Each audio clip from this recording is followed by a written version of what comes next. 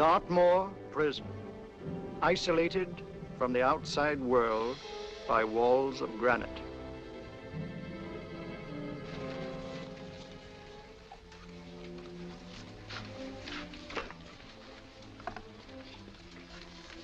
They say you could get out of here by merely telling what you know. You may or may not be another Scotland Yard bloke. But I'll give you the same answer I gave the others. I still have 2 years, 8 months, and 6 days left in which to make musical boxes. That'll be sold at auction for the benefit of this delightful sanctuary. And I intend to sell them.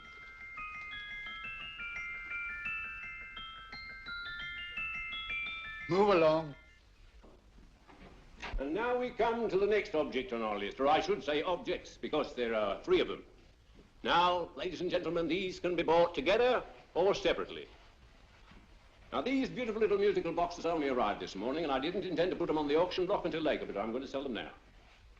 So, good friends, as our old pal Mark Antony used to say, lend me your ears. And what do you hear? Right. The beautiful tinkle tinkle of a musical box. What a lovely trinket. What a beautiful gift. Created and made by loving hands. A thing of beauty and utility. I was going to start with £5. It's a bargain, £5. Do I see any hands? If there's a connoisseur in the house, will go £3 for it. £2. £1. 10 shillings.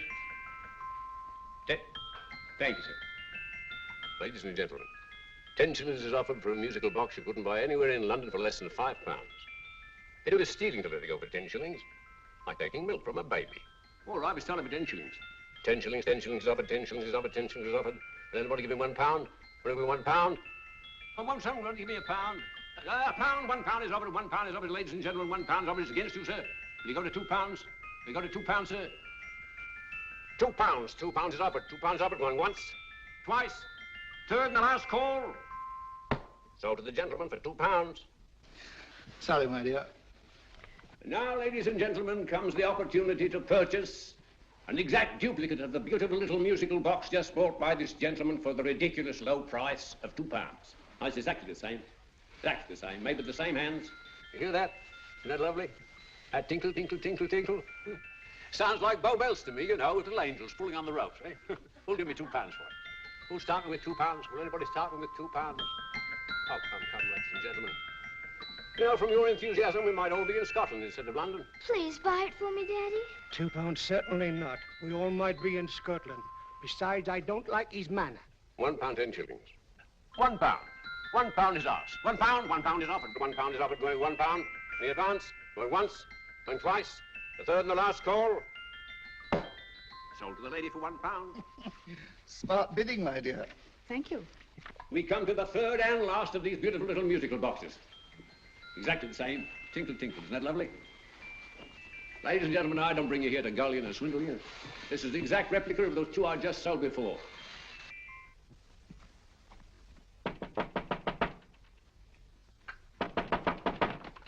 We're closed. But this is extremely important. Come in, sir, come in. I'm sorry to disturb you, but I was unfortunately delayed from arriving in time to bid on certain articles which I was rather anxious to obtain. Oh, perhaps they weren't sold, sir. We are carrying several things over. What might the articles be, sir? 3 identical musical boxes, about so large. Oh, I'm sorry, sir, but they were sold. Pity you weren't here to bid on them. They didn't bring anything like the real value. I'm most anxious to obtain them. I wonder if your records would show who the purchasers were. Oh, we don't usually give out that information, sir. For certain, shall we say, sentimental reasons, I'm most anxious to get in touch with the purchasers. I'd be willing to pay, shall we say, £5. Well, for certain sentimental reasons, sir, we'd be very happy to oblige. Alfred, today's sales. The 3 musical boxes. Musical boxes, oh. Ah, here we are. The first purchased for £2 for Mr. Julian Emery, 52 Portman Square. Write this address down, Alfred. Yes, sir. Second didn't leave any name. Oh, how unfortunate. I think she's a dealer. You see, they don't like us to know where the things are going. On account of the profits. You say the second purchaser was a woman. Can you give me a description of her? Oh, she was a young woman, fairly tall, slender, had a light complexion and dark hair, and she was wearing A grey suit, don't you remember? That's right. She probably runs a gift shop. She paid £1. You say she comes here fairly frequently? No, I didn't say so. But she does, sir. Like as not, she'll come in on Thursday. We have sales on Mondays and Thursdays. Ah. And the third box? The third? Oh, Mr. William Kilgore, 143B Hampton Way. For 10 shillings. Quite a drop from £2. Mr. Kilgore was a Scotchman. Oh. Thank you. You've been most helpful. Oh, thank you, sir. And any time you're passing, drop in. We always have lovely things for sale. How can't you? Thank you. I'll be back Thursday.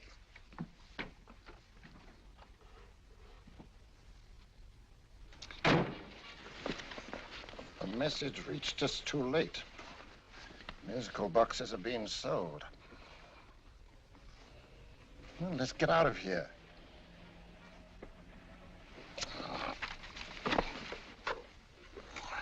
Someday you'll go too far. Reaching for a star, you fool. Yet a fool may touch a star, Colonel Cavanaugh, if he but reach high enough. But not possess it as you would. The musical boxes, they're being sold. What a pity for you, my dear Colonel. Is it my fault that the message reached us only an hour ago? Is it my fault that they were sold? She can't hold me responsible for that. Hope for your sake you're right.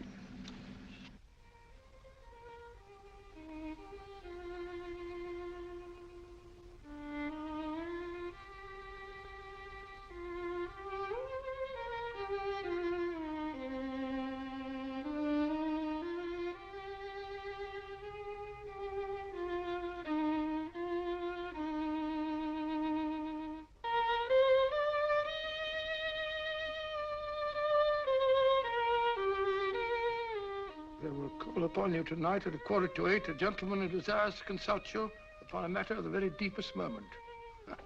Remember that letter, Holmes? It was written over 2 years ago. An interesting case, devilishly interesting. Irene Adler. What a striking-looking woman from the brief glance I had of her. Seems only yesterday. What charm. What poise, and what a mind. Sharp enough and brilliant enough to outwit the great Sherlock Holmes himself. I take it the new issue of the Strand magazine is out, containing another of your slightly lurid tales. Indeed. What do you call this one? I call it A Scandal in Bohemia. Not a bad title, eh? If you must record my exploits, I do wish you'd put less emphasis on the melodramatic and more on the intellectual issues involved. More on the what do you mean by that? Well, I do hope you've given the woman a soul. She had one, you know. By the woman, I suppose you mean Irene Adler. Yes.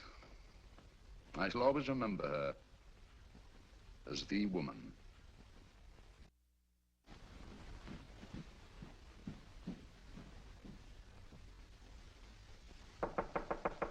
Come in. Hey, Stinky.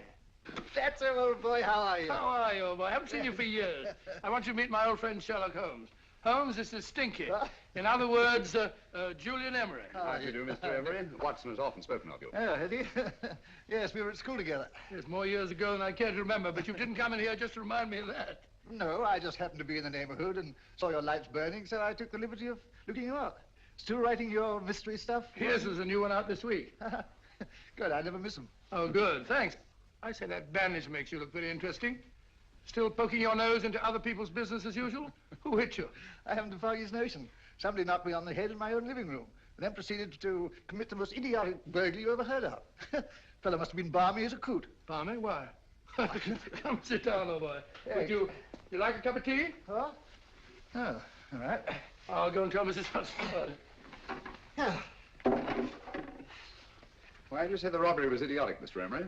Oh, simply from the fact that with about £5,000 worth of musical boxes in my living room, the thief, who I caught in the act, made off with one that isn't even worth £5. I gather you're a collector of musical boxes. Yes, I am indeed. Some of them are very beautiful, but not the one that was stolen. The thief evidently grabbed the first thing that came to his hand when he heard me coming into the room. Still, it's rather odd, isn't it, that having disposed of you, he didn't pick up something more valuable. Mm-hmm. Was there anything unusual about the stolen box? No, nothing at all. No, I picked it up in the south of France, several years ago. You say you have many valuable music boxes. And yet the thief made off with one that isn't worth £5. Sounds like rather an intriguing little problem. Well, I take it that he was just an ordinary petty thief and didn't know the value. That is a possible explanation, and yet I venture to say that the average petty thief has a more extensive knowledge of the value of object d'art than the average collector. Well, anyway, that's Scotland Yard's theory.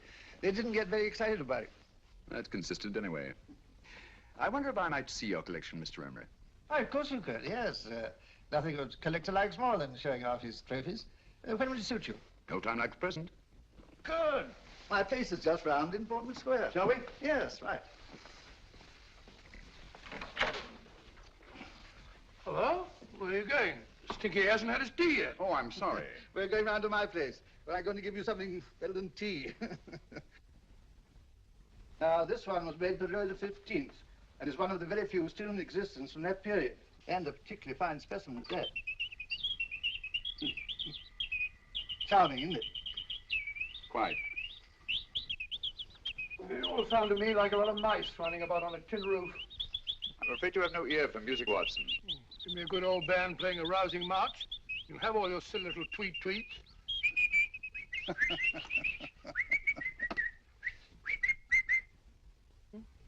Another room. Is this me?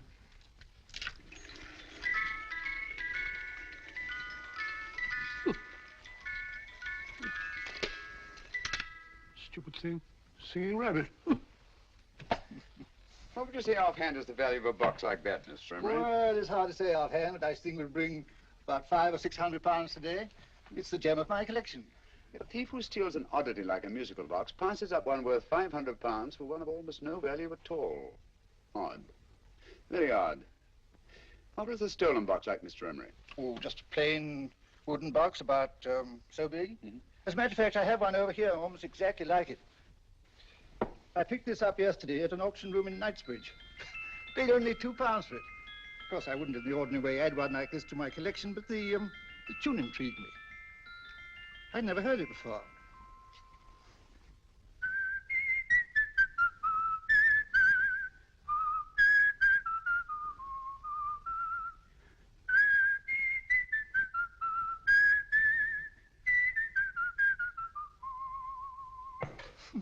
You have a remarkable ear for music, Holmes. Rather an unusual melody. Sit down, Will. Thanks. You say you bought that box at an auction sale yesterday? Yes, the Gaylord auction rooms in Knightsbridge. Mm-hmm. Run by old, what's his name? Crabtree.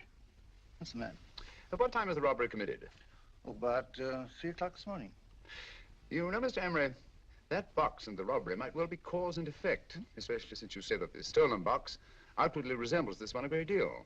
And Scotland Yard were not particularly interested, eh? Oh, yes, but I wouldn't blame him for that, especially as I told him I was quite unable to describe the thief, except, of course, for the fact that it was definitely a man. All you remember is that you came in here and someone struck you on the head. Yes, the next thing I knew, my man was trying to revive me. It might be wise for you to put that box away somewhere and lock it up. Oh, I don't think that's necessary. Besides, everything's insured. Well, at least if any further attempts at robbery are made, I'd suggest that you call the police, rather than running into any personal danger. Oh, come, Holmes, aren't you being a bit of an alarmist? Possibly. Well, Mr. Gray with old Stinky. Seems to me you are making rather a mountain out of a moleskin. Molehill is the word, old boy, and it's time you were in bed. Thanks so much for letting us see your place. Now the best, been glad meeting you. Holmes, I can't understand why you were so mysterious. Seems to me the petty thief explanation was the only sensible one. Really? Yes, I can't see how you can believe it was anything else. I didn't say I believed it to be anything else. The petty thief theory is the obvious one, I grant you. However, it's often a mistake to accept something as true merely because it's obvious. The truth is only arrived at by the painstaking process of eliminating the untrue. We are not able to do that in this case without further data. Rubbish, you're pulling my leg. You're trying to turn a tuppenny halfpenny robbery into an international plot. No, I'm not. I just hope that your friend Stinky is a little more cautious in the future, just in case.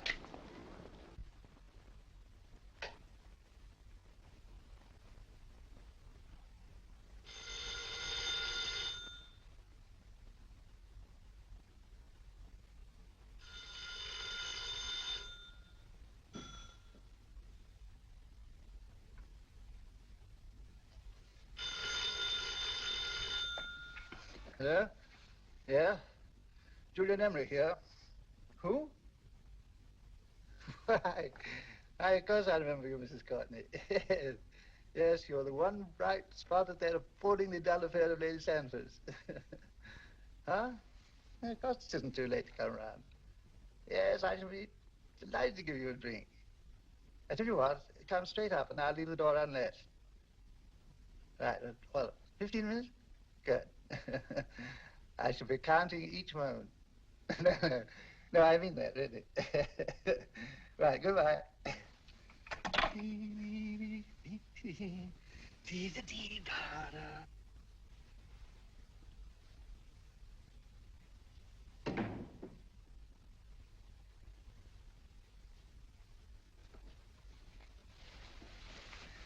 Boo! Oh, you startled me. Did I? Yes. Must be the pixie in me. I know I shouldn't have called you so late, but I was at a party just around the corner, and I remembered your invitation to see your collection of musical boxes. My dear Mrs. Courtney, pleasure is all the greater for being so unexpected. My friends call me Hilda. Thanks. Mine called me Stinky. Stinky, how quaint. Oh, what a perfectly wonderful collection of musical boxes. You know, when you told me you had a collection, I had no idea it was so attractive. Yes. They appeal to the ear as well as to the eye. Oh, what a plain little one. Why, it looks just like a country cousin amid all this grandeur. No. You mustn't underestimate the country cousin. Only last night a burglar broke in here, and with all these to choose from, went off with one very much like it. Really? Yes, I don't mind the loss of the box so much, but I do resent this crack on the skull. But it makes you look so interesting. Oh, do you think so? Uh-huh. It's funny, that's what old Fatso said. Fatso? I mean, Dr. Watson. He was here this evening with a friend, Mr. Holmes. He's interested in my collection, too. Sherlock Holmes? Yes. Do you know him? I've heard of him. Yes, he seems to think I'm in some sort of danger. What a haunting tune. It takes me right back to my childhood. Really? You know, it's odd that you should be interested in that particular musical box. Odd? Why? Because Mr. Holmes is also interested in it. He may have been more interested in the tune than in the box. My dear, yes, that's right. I remember now. He whistled it note for note, having heard it only once. Really? He must be a remarkable man. Bit of an alarmist, if you ask me. Don't you believe in warnings? Of course not. Who'd want a box like that? I would. You're not serious. Oh, but I am. Well, you put me in a very awkward position. I'm a collector, you know. And the collector buys but never sells. But if the price were high enough... The price has nothing to do with it. It's the principle of the thing. Yes, well, we haven't had our drink. No, thanks. I must be getting along. Must you really? I'm afraid so. You're not walking out on me, are you? My reputation, Stinky. I say, you know, you are an attractive woman. Thanks.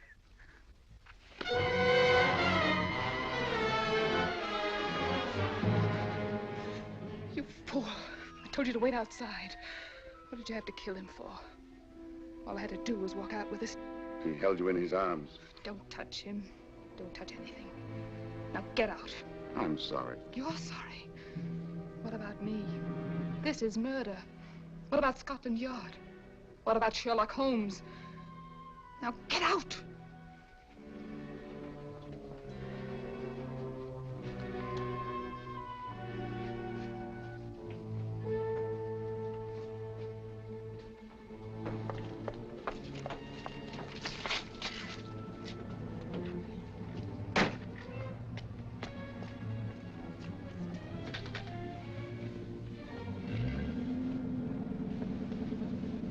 Did you get it?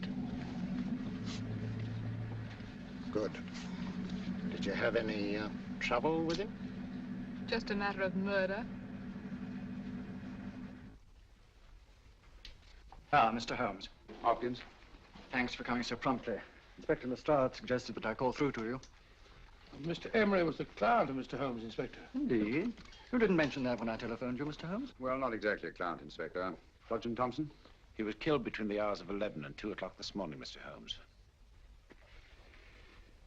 Must have been someone he knew, someone of whom he had no suspicion. Poor old Stinky. It's all my fault. I should have prevented this. Well, there's no time to start talking about that now, Doctor. Apparently it's gone. That's the second attempt on the musical box that Emery bought at the auction sale. And this time it was successful. But that box was only worth £2. It was worth a man's life, Watson. I think we'd better pay a visit to Gaylord's auction room and that fellow Crabtree. Inspector, may I suggest that you make a complete search of this flat for a small, plain, musical box about that size? Thank you. Come on, Watson. You say the first box went to Mr. Julian Emery. The second to Mr. Kilgore, 143B Hampton Way. And the third to the unidentified young lady who presumably has a shop and lives near Golders Green. That's right, Mr. Holmes. Isn't it rather strange, Mr. Crabtree, that you should have had 3 identical musical boxes all playing the same tune? Where'd they come from? Dartmoor Prison. Dartmoor? Yeah, we get a regular shipment from there every month. The inmates manufacture them. Well, they make all kinds of things, you know, pipe racks, waste paper baskets, musical boxes. Did you happen to notice if anyone showed any particular interest during the auction in the purchasers of these 3 boxes? Oh, come now, Mr. Crabtree. This is very literally a matter of life and death. Well, since you put it that way, Mr. Holmes, there was a gentleman came in here about an hour after closing time, and he was in an awful state, he was. He gave me £5 to tell him where the boxes had gone to. He said they had a sentimental value for him, sir. Expensive sentiment. Can you describe him? He was tall, distinguished looking, and he had grey hair and a moustache. Oh, he was quite a gentleman, sir. Now, what was his reaction when you were unable to supply him with the address of the young lady who owned the shop?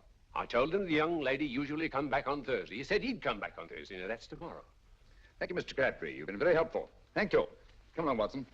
Where are we going now, Holmes? To the home of Mr. Kilgore, the man who bought the 3rd box.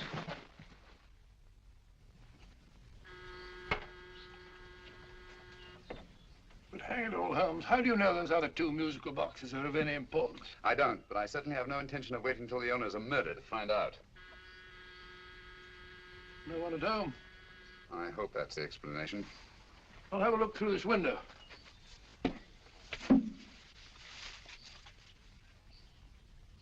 Doesn't seem to be anyone there. The whole place seems deserted as far as I can see. Yes? Mr. and Mrs. Kilgore at home? No. When do you expect them? Oh, in an hour or so. There's no use you're hanging about. They don't buy nothing from peddlers. Peddlers? My good woman, this is Mr. Sherlock Holmes. Sherlock Holmes? Oh, go on. Do you mind if we come in and wait? My business is rather urgent. Well, I've got to go out and do my shopping. And I don't know if Mrs. Kilgore like any strangers nosing about. Quite all right, I assure you. Well, I've got to be off. You two wait in the parlor. And no smoking either. Mrs. Kilgore says it smells up the house. Funny old girl, Holmes.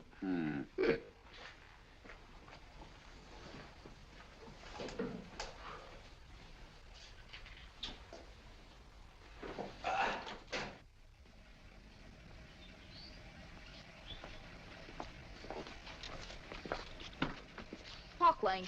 Park Lane? And what would the likes of you be doing in Park Lane? Now, don't worry about the fare, Ducky. If you knows how to get to Park Lane, up it.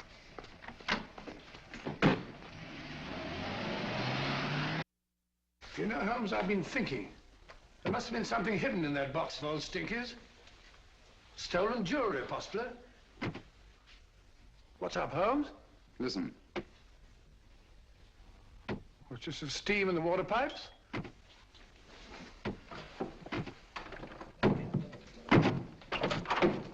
Watson! Great Scott! Come on, Holmes. Get on the chair here. All right, my dear. There. Now, don't worry. It's all over. There you are, dear. Don't cry anymore. She tied me up and shut me in the cupboard. I know. She won't come back. Did you show her your new musical box? Yes, she said she wanted to hear it play, and as soon as I showed it to her, she grabbed hold of me. I know. Now, don't worry. We'll buy you a new musical box. Yes, my dear, the best one in London. Watson. Oh, what a fool I've been. What do you mean, Holmes? She took the musical box out of this house in that market basket, right under our very noses. Why could the Kilgore charwoman want to take the music box? She isn't the Kilgore charwoman. She's a consummate actress.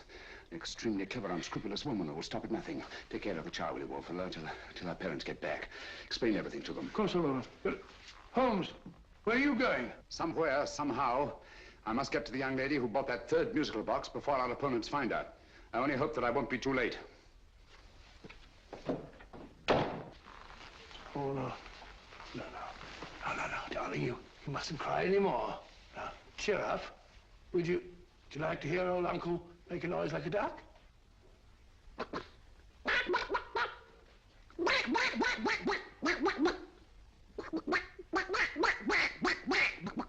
Oh, sorry.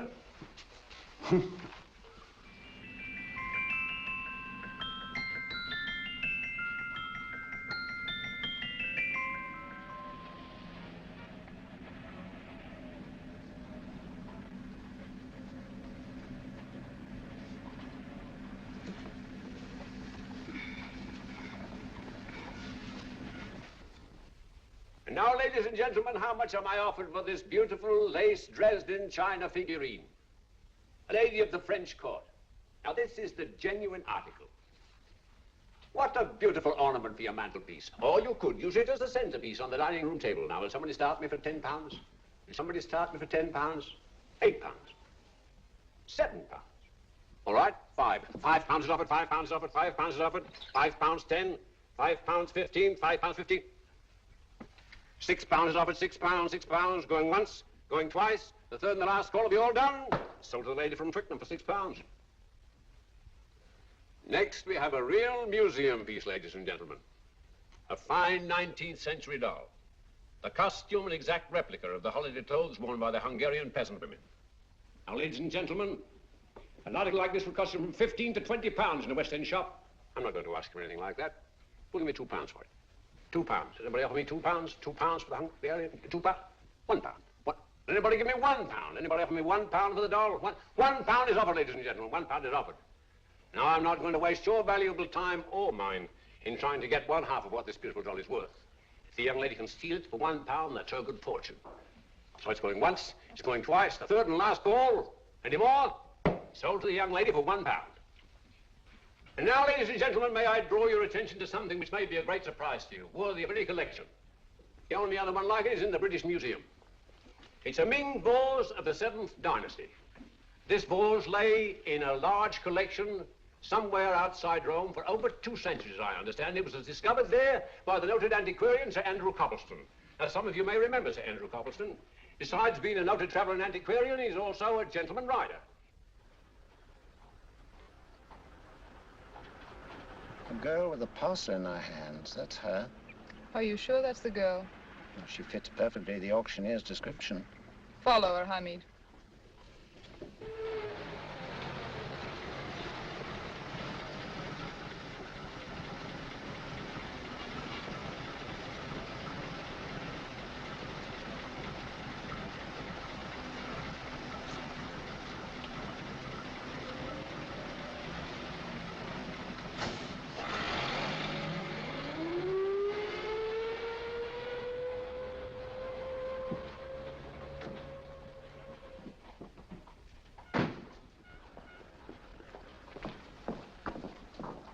It's lovely, dear. And only £1. We can get at least 3 for it. Easily. I'll go make some tea. I could do with a cup. Right. Good afternoon. Good afternoon. I'm looking for a birthday gift for a 7-year-old girl. What would you suggest? We have some lovely dolls. Now, this Hungarian I peasant... think she has enough dolls already. Books are always welcome. Well, I'm looking for something a little different. Oh, that's rather cute. What is it? Oh, that's a musical box. Children always love them. And this is an exceptionally nice one. It plays many tunes.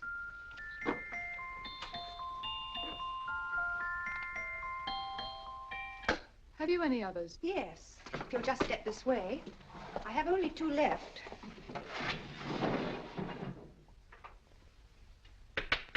How nice.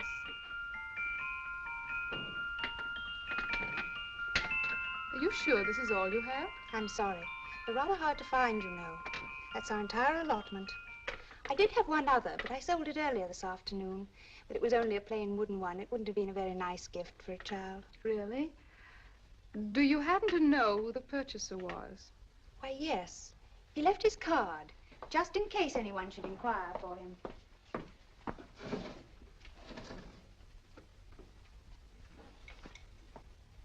How interesting.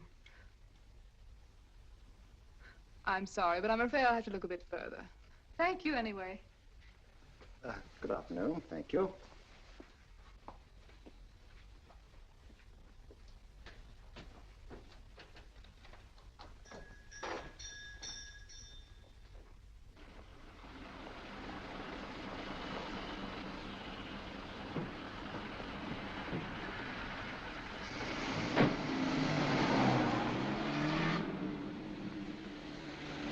Heavy! Follow that cab. Here now, what? Scotland Yard. Hop in.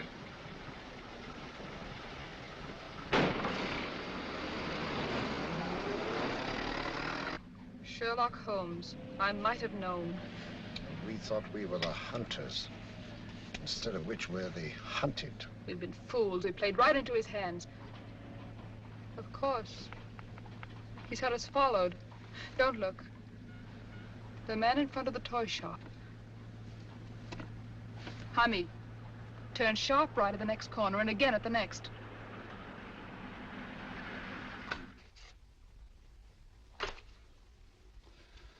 No photograph of her, Commissioner, as I expected. She's not a known criminal. But how do you expect to know if you do find her? After all, she was disguised as a charwoman. Don't worry, old fellow. If I ever see her again, I'll recognize her. Well, it won't be long till we know who they are and from where they operate. Who's covering them? Sergeant Thompson's following them, sir. They won't get away from him. He's a good man. We could have arrested them at Clifford's toy shop if we had any proof. But we know that they killed Emery. Proof, my dear fellow. We must have proof. We have x-rayed it, sir. There's nothing whatever concealed in the box. We'll have a look at the plates.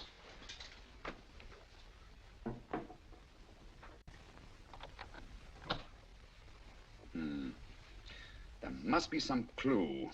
And it's probably so obvious that we've all overlooked it. Seems to me we're up against a bunch of lunatics. Not lunatics, my dear fellow.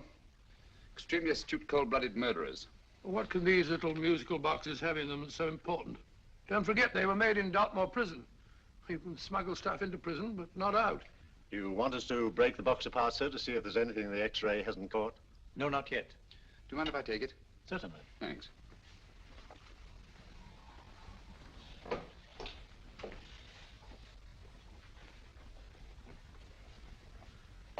The governor of Dartmoor Prison informed us, sir, in answer to Mr. Holmes' question, that all three musical boxes were made by the same convict, John Davidson, serving a 7-year term, sir. Davidson? The Bank of England plates. That'll be all. Yes, sir. Now we're getting somewhere. Wait a minute. How did you know about the plates, Mr. Holmes? I'm a student of crime, Inspector. I make it my business to know about such things. And when the name of Davidson was mentioned... Well, who is this fellow Davidson? As long as Mr. Holmes seems to know all about it already, I suppose there's no harm in telling you. 2 years ago in London, there occurred a robbery of such tremendous importance, although the stolen articles themselves have no intrinsic value whatsoever, that the Home Secretary was instrumental in seeing that not a word of it appeared in any newspaper. But you never told me anything about this, Holmes. You were away at the time.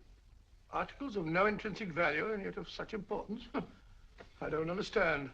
Davidson was apprehended within 15 minutes of committing the theft. But by that time, he'd hidden the articles in question and they've yet to be found. Before going further, Dr. Watson, I must inform you that this matter's not to be mentioned outside of this room. Of course not. Do I look like a man who'd gossip? Let's not go into that now, old fellow, shall we? Davidson had been employed for years in a position of extreme trust by the engravings department of the Bank of England.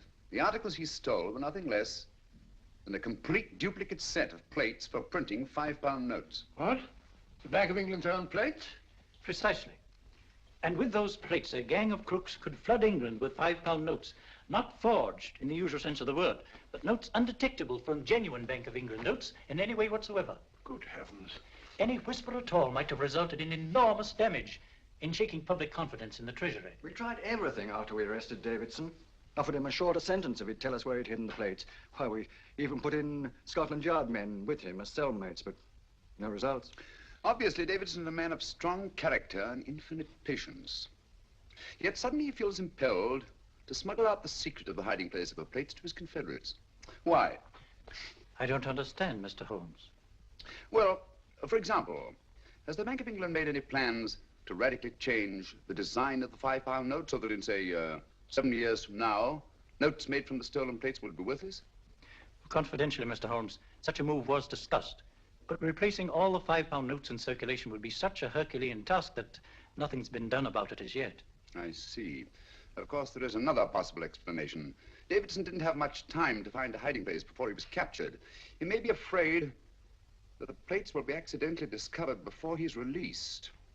Hence his anxiety to communicate their whereabouts to his confederates as soon as possible. I believe you've hit it, Mr. Holmes. I'm sure that the message is contained in this musical box. Or rather, in all 3 musical boxes, since possession of all 3 seems to be essential. Our opponents have 2/3 of the puzzle, we have 1/3. Well, what are you going to do, Holmes? Try to deduce the message from the 1/3 that we have.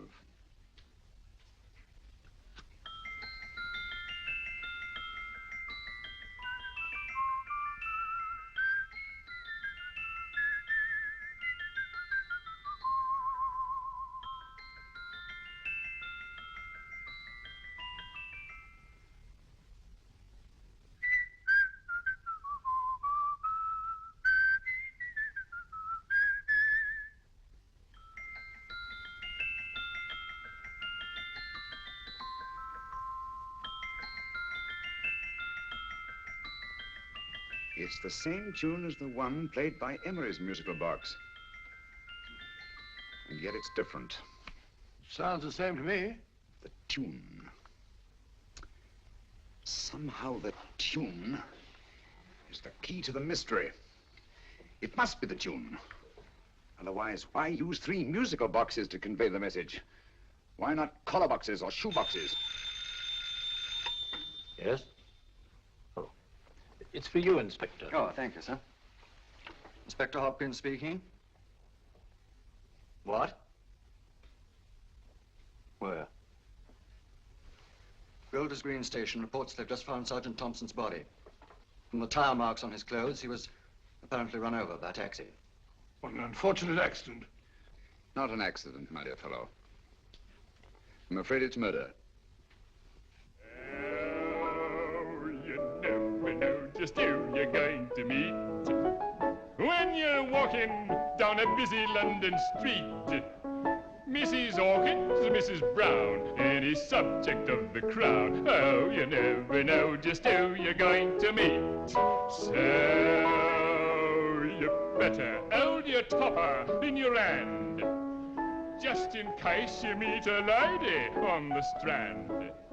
Girls will think you're kind of sweet, and your day will be complete. Oh, you never know just who you're going to meet. Now, a gentleman is judged by his appearance. Yes, a gentleman is judged by how he talks. Now, he's much better off when he's acting like a toff, especially if he's taking him a walk. What on earth is this outlandish place? A rendezvous for actors. Actors? Buskers, old boy. You've seen them 1,000 times. Actors who entertain the queues, waiting outside theaters. Just who you're going to meet when you're walking down a busy London street. So you better wear your best, velvet ties to look your best, 'cause you never know just who you're going to meet. So you better keep your manners right in view, just in case a lady gives a how'd you do.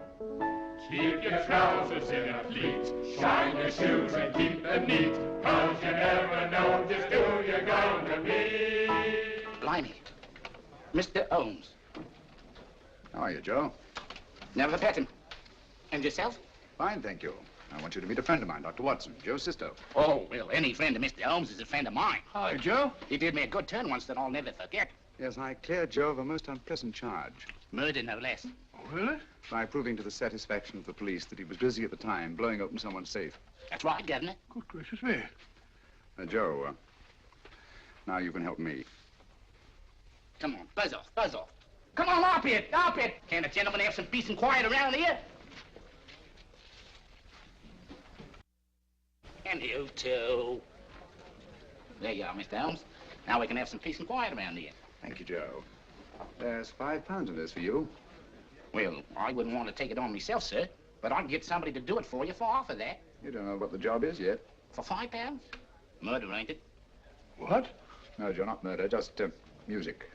I want you to identify a song for me. Oh, there ain't a song that's been written that I don't know. That's why I came to you. Now, of course, the violin is more my instrument, but, oh, well, here we go. Now, listen to this, Joe.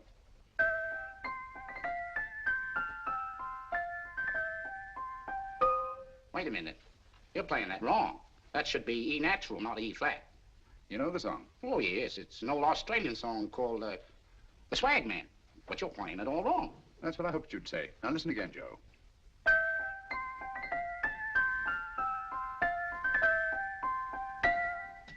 That's the same tune, all right. But you're making different mistakes than you did the first time. No, not mistakes, Joe. Call them variations. Here, play the song for me, will you, the way it's written.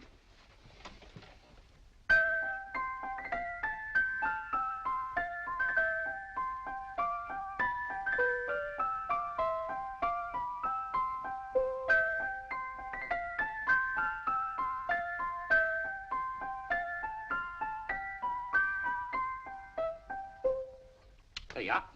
Thank you, Joe. What's it mean, Holmes? Are you onto something? Perhaps. I don't know yet. It's probably a code of some sort. Joe, could you write the song down for me, the way it was originally written? Oh, sure, Mr. Holmes. But it'll take a few minutes. Here, Mabel. Pale ale. Come on, up to it. Along with it.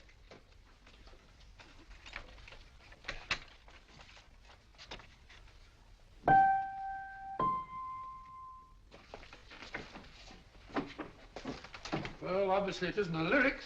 No combination of those words made any sense at all. The variations in the way Emery's musical box played the tune are different from the variations in the one we have. You sure? Quite.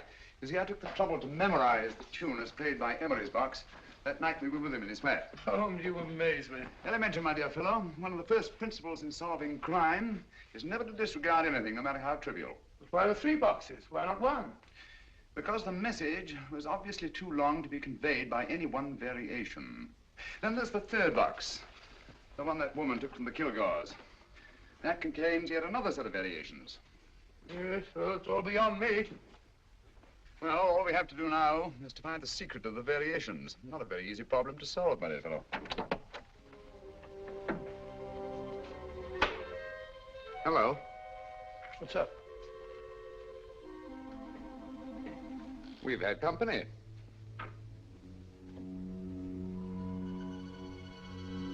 I say, this is outrageous. Ask Mrs. Hudson to come in here, will you? Right.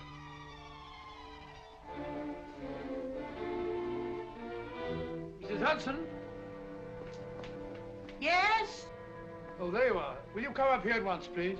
Oh, coming, sir.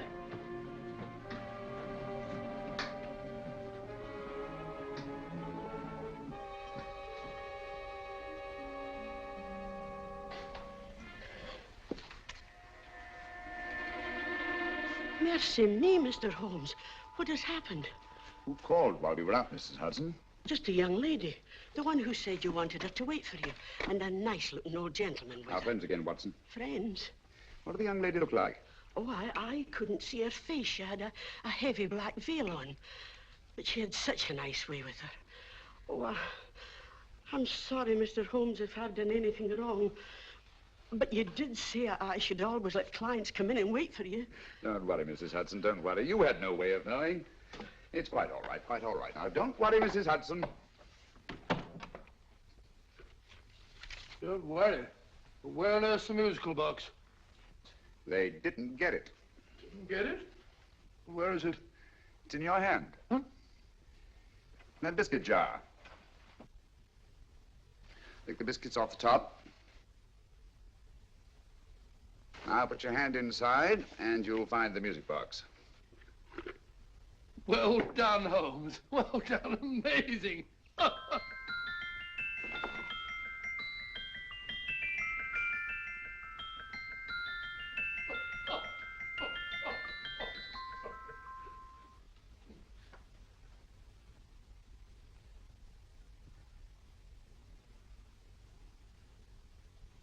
Phew. Nice fresh smell. Like a pub after closing time.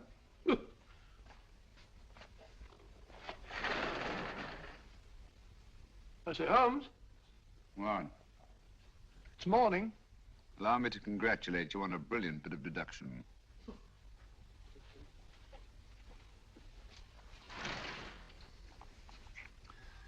It's not a transposition, not a polygraph transposition, not a trigraph, nor any known form of decoding. How about the Morse code? Have you tried that? Yes, at about 3 o'clock this morning. I'm sorry, old man. I was only trying to help.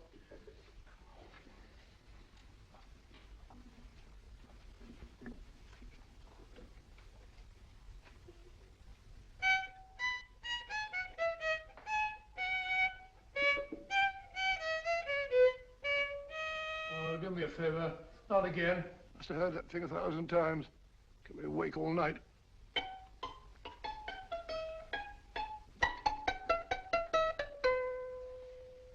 Not a very distinguished composition, I grant you. You know perfectly well I don't know one tune from the other. When I was a kid, my people tried to have me taught the piano. I've always felt sorry for that old teacher of mine. The poor old girl finally reached the point of numbering the keys for me. 1, 2, 3, 4. Even then, I never progressed beyond... Numbering the keys, Watson. The 19th key of the keyboard is the 19th letter of the alphabet.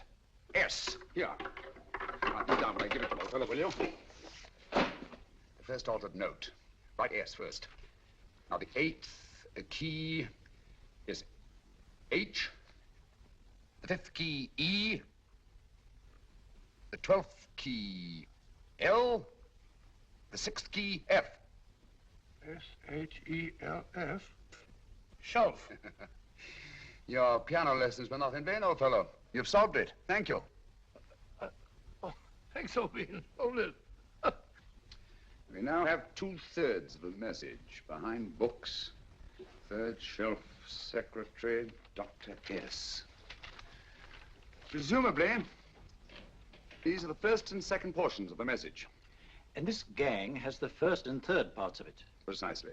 Then it's a stalemate? Yes, Commissioner, but we can't leave it like that. There's no doubt in my mind that they'll try to secure our 1/3 of the message that's missing. Well, I assume you've taken every precaution to guard the Clifford music. Oh, yes, it's carefully hidden at Baker Street with Dr. Watson on guard. However, I'm reasonably certain that, difficult as it may be, we can find the plates even without the missing part of the message. Behind books, 3rd shelf, secretary, Dr. S. Well, outside of the fact that Davidson hid the Bank of England plate somewhere in London, Mr. Holmes, I don't see that we've progressed at all. Allow me to point out to you, sir, the key words, Dr. S. It looks as if the plates were hidden in the house of the doctor. Whether S stands for his first or last initial remains to be determined by a process of elimination. Well, there must be 10,000 doctors in London with S for a first or last initial. Precisely. And every one of them will have to be questioned in person. That's why I say this is a task for Scotland Yard. It's a task, all right. But Scotland Yard has searched worse haystacks and found the needle. Well, for the time being, I'll leave the matter in your hands, gentlemen.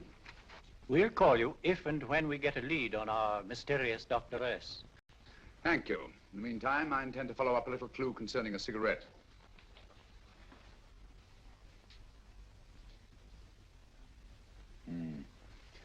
You're certain of the identification of the tobacco?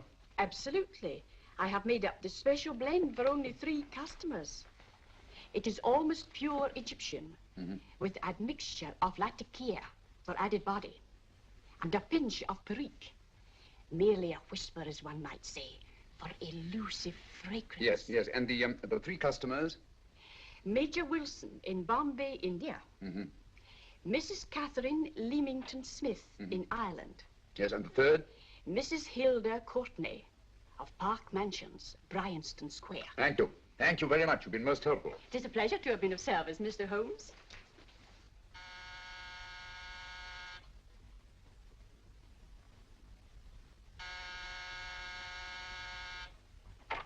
Yes? Mrs. Courtney? Yes. My name is Sherlock Holmes. Oh, do come in. Thank you. I've heard of you, of course, Mr. Holmes. I believe we have a mutual friend in Sir Edward Brookdale. He's spoken to me of you quite often. Indeed. And to what good fortune am I indebted for this visit? I think you know Mrs. Courtney. Well, I did get a summons for speeding last week. But outside of that, I don't think I'm of any interest to the police. Oh, come now, Mrs. Courtney. You seem to forget that you and I have met before. I'm sorry. I'm sure I would have remembered meeting the great Sherlock Holmes. Please sit down. Thank you. You say we met before. Yes. At the home of Mr. and Mrs. Kilgore, 143B Hampton Road. Kilgore? I don't think I know anyone of that name. Well, I didn't say you knew them. As a matter of fact, you called on them when they were out. I don't understand, Mr. Holmes. Really? And you were dressed rather differently. Indeed. Cigarette? Thank you.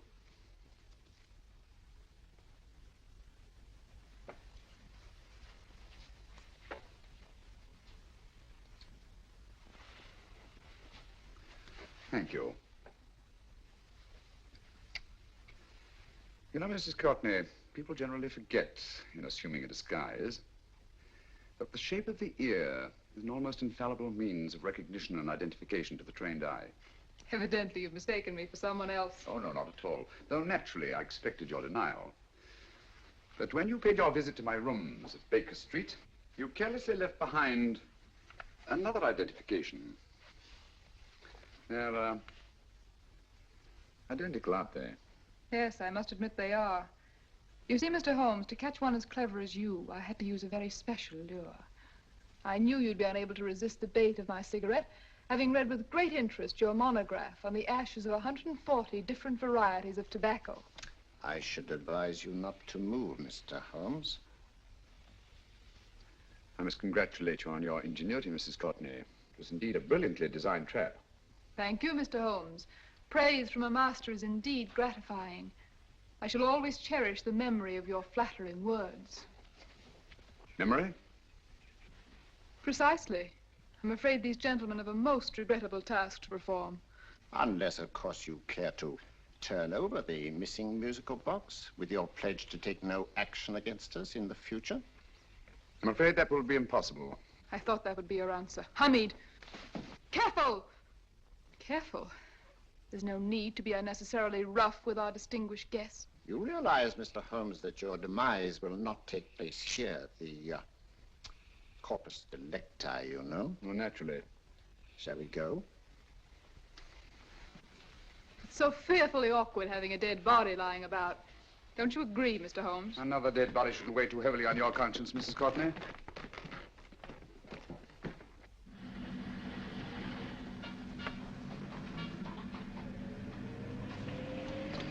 Do you mind if I have a cigarette?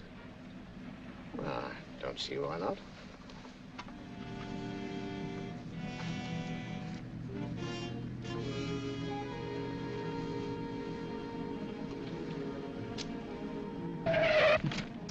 Be careful, Hamid. It's the brakes, they bind. Thank you, Colonel Cavanaugh. It's very considerate of you.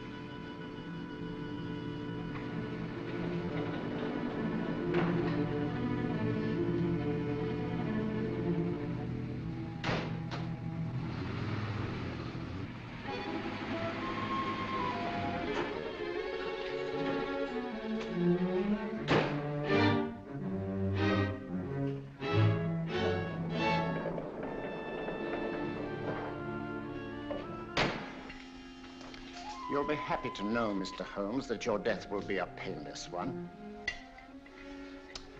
Hamid, attach this to the motor of the taxi. That little attachment, my dear Mr. Holmes, contains the deadly fluid known as monosulfide. The Germans use it with gratifying results in removing their undesirables. Start the motor.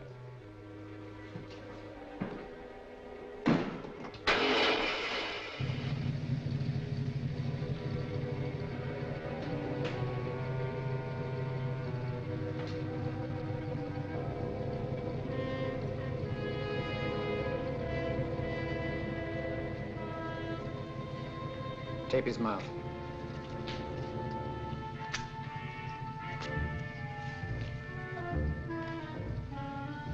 Now, Up with him, Hamid.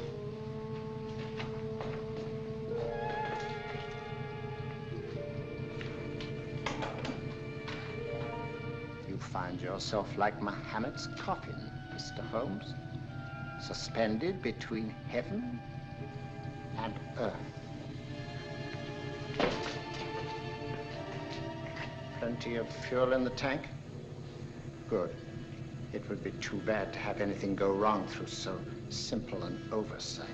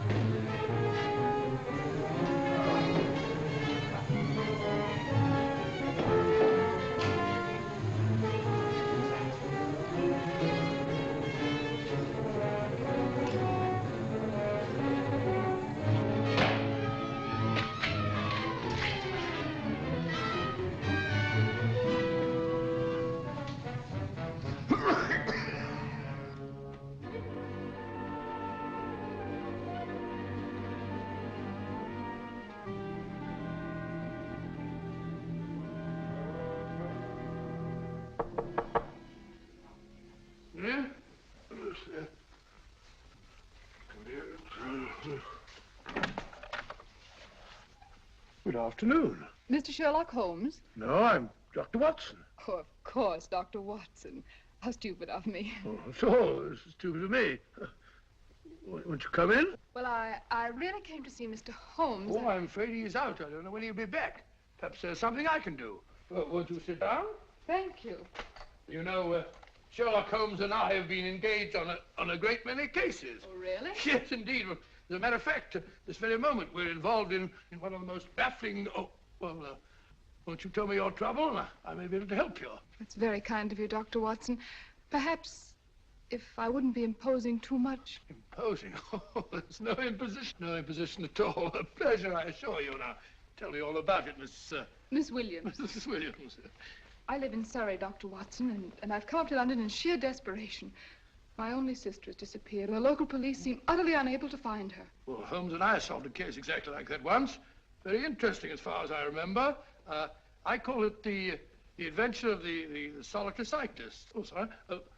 Now I come to think of it, it wasn't so very similar. Entirely different. I don't think what I was saying. Where were we? She's only 17, Dr. Watson, and until she disappeared last Thursday, she seemed to be in the best of spirits.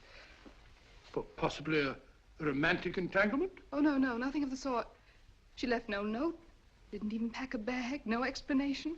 She just started to walk to the village from our house in broad daylight and simply vanished from the face of the earth. Oh, there. Might I have a glass of water? Glass of water. I want 1 minute.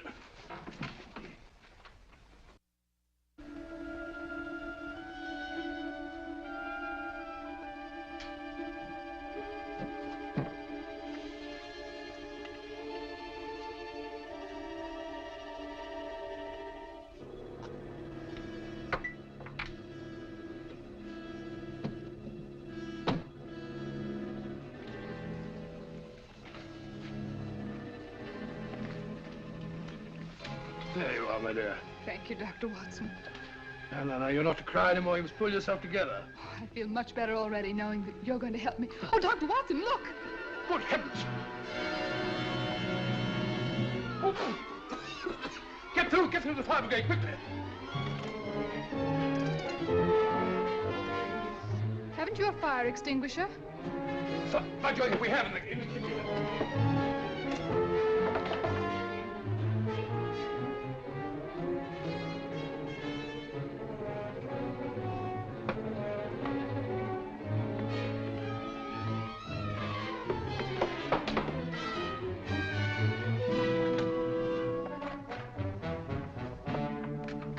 Don't you worry, Miss Williams. We'll have this thing out in no time.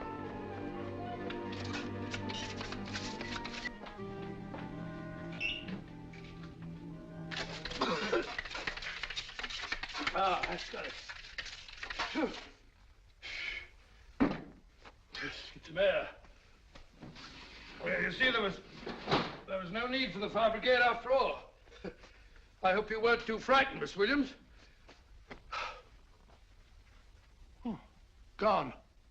What's the trouble with women? They always lose their heads in an emergency. Well,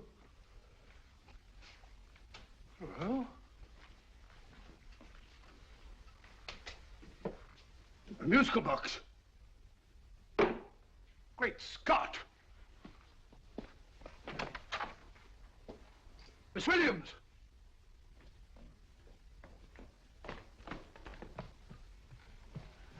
Well? Good. And Holmes? By now, Mr. Holmes has no doubt exchanged his violin for a harp. Always assuming that heaven is his destination. And now that we have the missing musical box.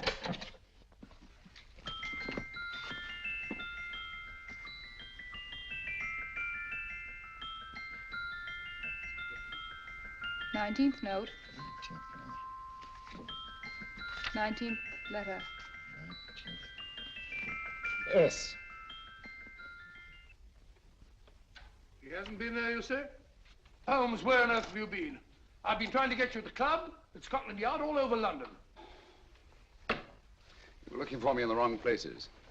Holmes, terrible things happened. I've been duped. That woman, she made a complete fool of me. Well, what do you mean? Well, she came here, let off a smoke bomb. I thought the whole place was on fire, and my first thought was to save the musical box. No need to say any more. She has the box. Yes. Don't blame yourself too much, old fellow. She's an extremely clever antagonist. Smoke bomb, you said? Well, you can console yourself with the thought that your charming friend is at least a reader of yours. What do you mean? If I remember correctly, you wrote about my little experiment with smoke and the cry of fire in a story you entitled A Scandal in Bohemia, which has just appeared in the Strand magazine. All right, old boy. Don't rub it in.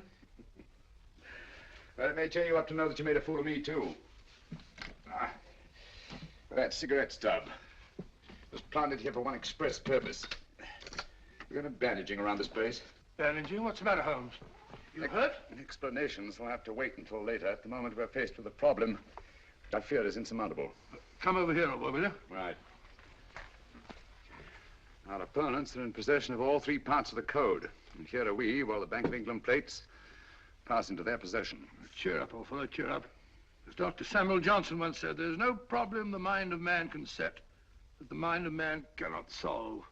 What's that, old fellow? I was just quoting Dr. Samuel Johnson. He said there is Thank you, Watson. Thank you. Leaving the front reception room, we come into the main hall, where Dr. Johnson was in the habit of passing through to have his meager meals in the dining room opposite, in company with his friend and biographer, James Boswell. We will now pass up the stairway, which remains in its natural wood finish, just as it was when the good doctor was here. The framed etching on the wall is believed to have been presented to Dr. Johnson by the distinguished painter, Sir Joshua Reynolds. I've been told here that picture was given in by Mrs. Thrale, and it's definitely not a Reynolds. Is that important, my dear? Oh, I'm sorry. This way, ladies and gentlemen, please, this way. Move along, children, move along. The secretary's not on this floor. Patience, Hamid. I've a feeling My that... dear Colonel, with Sherlock Holmes out of the way, what could go wrong?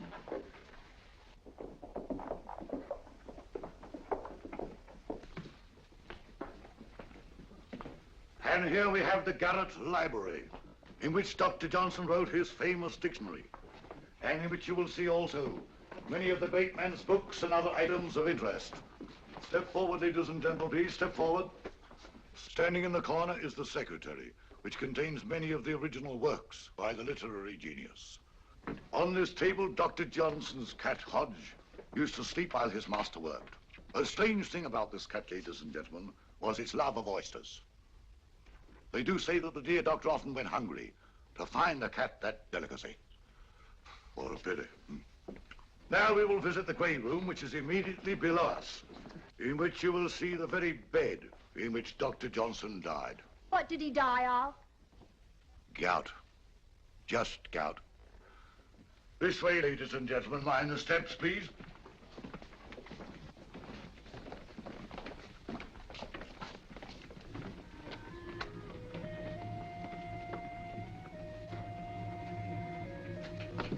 Your keys.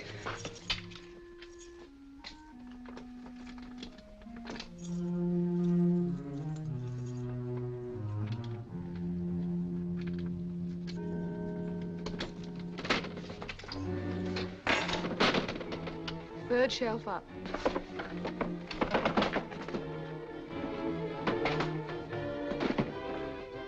The knife.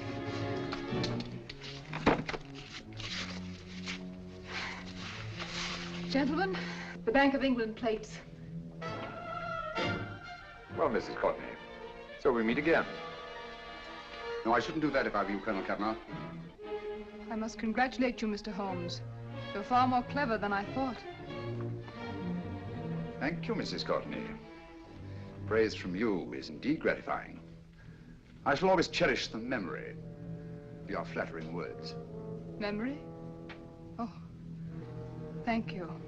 And now I have a most regrettable task to perform.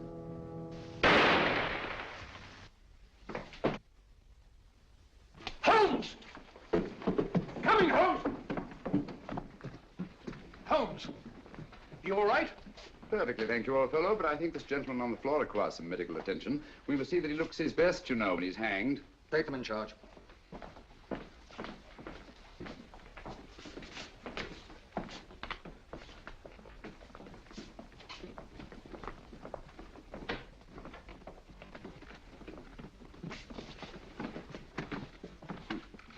A brilliant antagonist. It's a pity her talents were so misdirected. Will you see that these plates are returned to the Bank of England, Inspector? I still don't understand how you solved it, Mr. Holmes. It's entirely due to Dr. Watson. He gave me the clue when he mentioned Dr. Samuel Johnson. Well, congratulations, Doctor. Oh, thank you, Inspector. I don't think I'd have done it entirely without Mr. Holmes's help, you know. Oh.